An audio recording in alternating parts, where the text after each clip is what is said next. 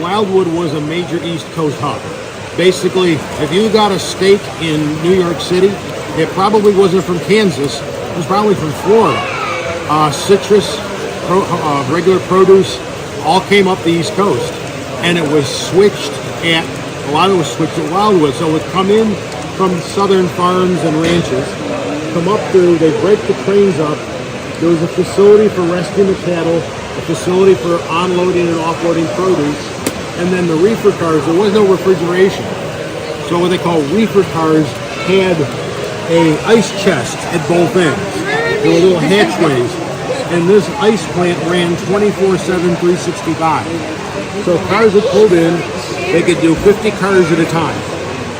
The ice would come out on a conveyor belt.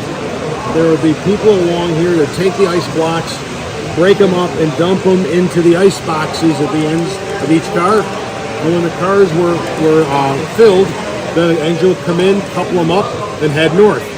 In winter, they could probably make Richmond. In summer, they probably didn't get much farther than Charlotte or Savannah before they'd have to re-ice. But it would go all the way up the coast. And there was also a passenger facility. There were 19 passenger trains a day. 19? Yeah. And then the freight traffic on top of it.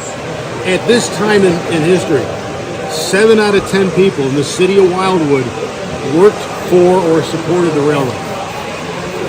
So, some of the buildings are still here. I don't know if you're from.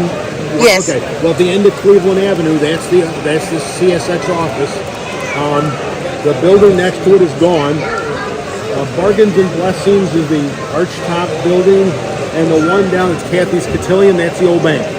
Yeah, so that explains that area, like where Nick's Trains used to be, and now before they moved down to the storage area. Oh, that's the area. That is so cool. That is way cool because we go to that area all the time. Bargains and Blessings. Right in here. Oh yeah, that's funny. And that's the old jail. That's so cool.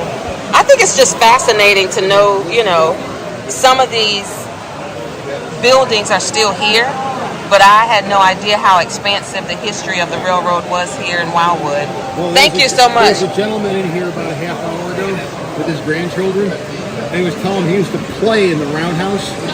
Really? Where he used to dumpster dive Dumpster behind diving right there by the truck. Right there by the where the truck is. Uh-huh. And then on the north What were you guys saying? there was a bar, and the word around town was good girls didn't cross, ladies didn't cross the bridge on Friday and Saturday nights. And we had been told this as we were building it.